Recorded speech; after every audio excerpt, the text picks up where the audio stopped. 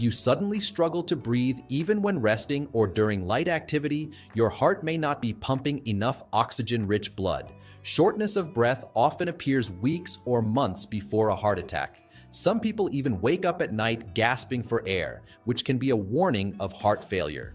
It may also come with dizziness or a feeling of tightness in the chest. If you notice your breathing getting worse without a clear reason, it's time to take it seriously and get medical help.